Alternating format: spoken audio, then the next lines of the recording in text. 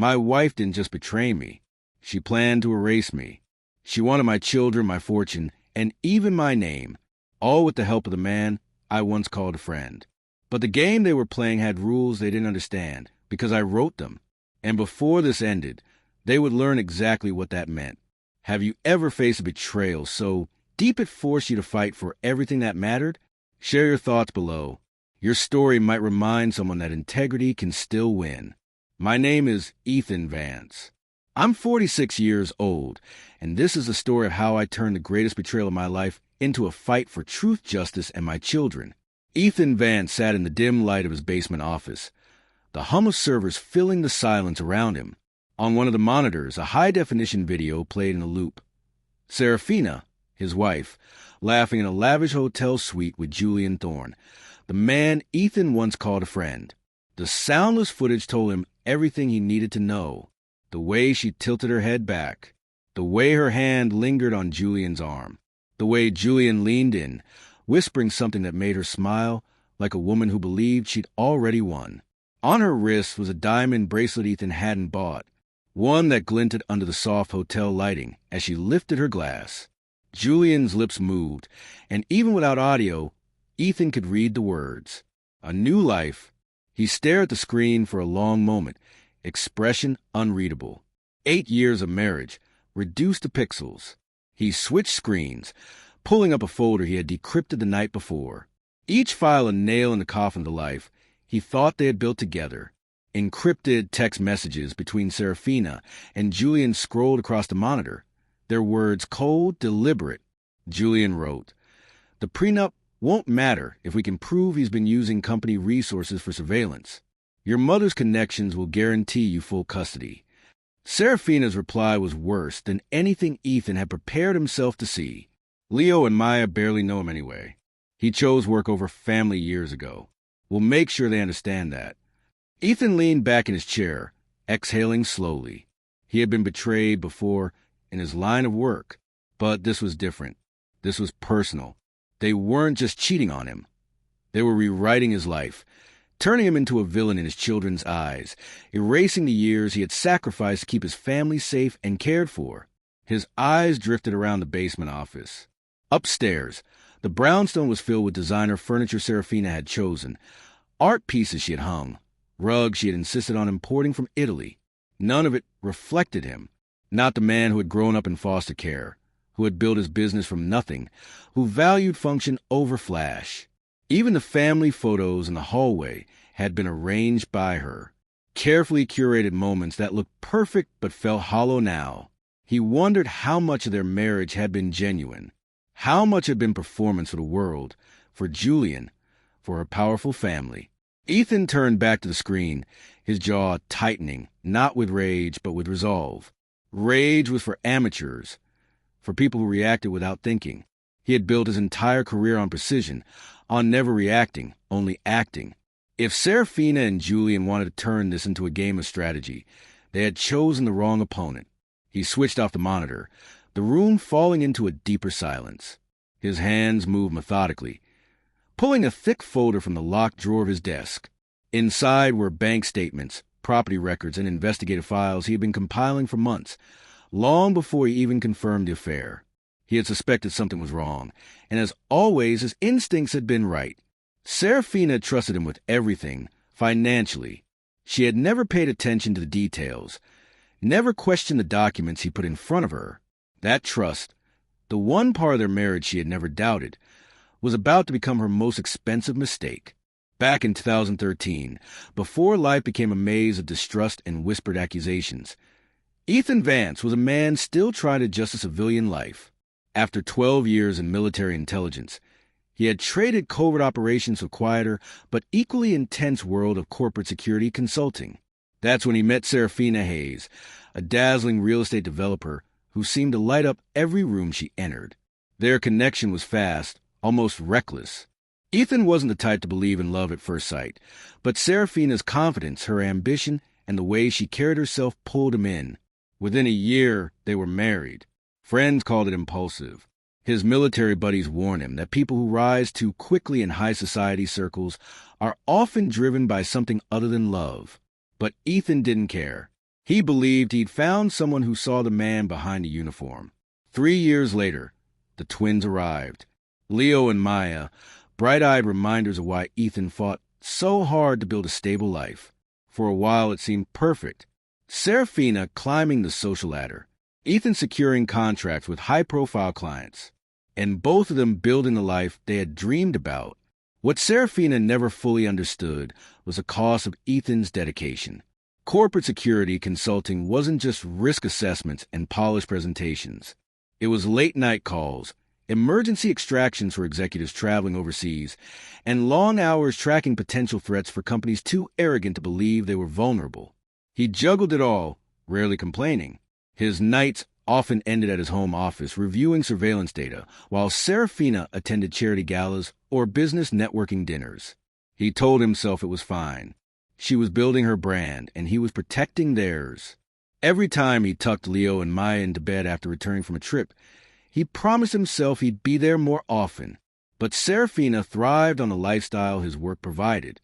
She loved the dinners at private clubs, the invitations to exclusive events, and the quiet acknowledgement among her peers that she was married to someone who mattered. The first cracks weren't loud arguments or obvious betrayals. They were subtle late-night phone calls Serafina didn't explain, hushed conversations when Ethan entered the room, and an increasing number of business trips she took alone.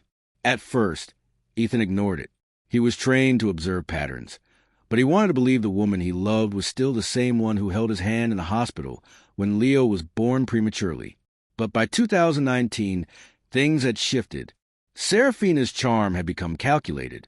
She spent more time with people Ethan didn't know, powerful investors and developers who seemed more interested in her than the project she pitched. She grew colder toward Ethan, often criticizing the long hours he worked, as if forgetting that those same hours funded her carefully curated lifestyle. Ethan, ever the soldier, tried to fight for their marriage with quiet consistency. More family dinners, more time coaching Leo's little league team, and reading bedtime stories to Maya, even when he was exhausted. But every gesture felt like throwing pebbles into a storm. By late 2020, even his friends noticed. One night, while grabbing a drink with an old army buddy, Ethan finally admitted, "I can track a threat from 2 miles out, but I can't figure out what's happening in my own home." What he didn't know then was that Serafina's ambition was about to cross a line he never imagined she'd step over. The real turning point began on a quiet Sunday morning when Ethan sat alone in his home office, sifting through public records. Years of military intelligence work had taught him one thing: patterns never lie. Serafina's sudden aggression in their marriage, her family's growing interference, and the smug confidence she carried these days were not random. There was a deeper play, and Ethan was finally ready to uncover it. The smoking gun came buried in sealed family court documents obtained through a private source who still owed Ethan a favor. As Ethan scrolled through the scanned files, his jaw tightened. The case was from 13 years ago, an incident involving Serafina's mother, Judge Eleanor Hayes. The official record stated that Eleanor had dismissed a drunk driving charge against a young political donor's son, citing sufficient evidence. But the sealed files told the real story. The driver had been Eleanor's own nephew. His reckless speeding had killed an immigrant family of 4. But Eleanor's influence had buried the truth under legal jargon and sealed testimonies. Ethan sat back staring at the screen. This wasn't just an ethical lapse. It was career-ending corruption. Serafina had always idolized her mother's power in the legal world. But now that power was a loaded gun, one Ethan could aim in the right direction if he chose. He didn't stop there.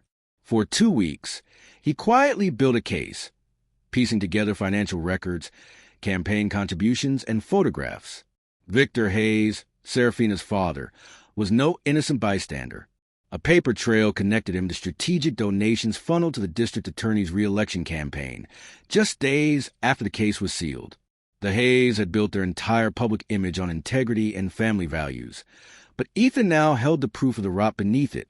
As he compiled the evidence, he remained methodical, not emotional.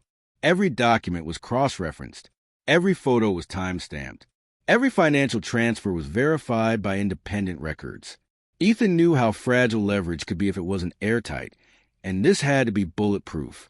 By the time he was done, the file was thick with undeniable proof. One call to the right journalist or federal investigator would destroy the Hayes reputation forever.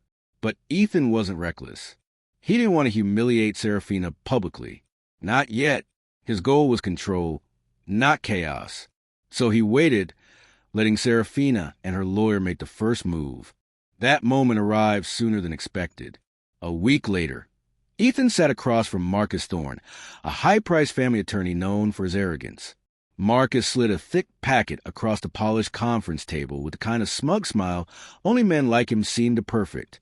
"Sign these," Marcus said, leaning back in his chair. "Serafina will retain full custody of the twins. She'll also keep the house, the vehicles, and majority of your consulting business profits. It's in everyone's best interest to make this clean. Otherwise, we'll litigate aggressively, and I can assure you, Ethan, you will lose." Ethan didn't flinch. He didn't argue. Instead, he picked up the papers, glanced at them briefly, and then sat them down as if they were nothing more than junk mail. His calm, unnerved Marcus, who shifted slightly in his chair, waiting for anger that never came.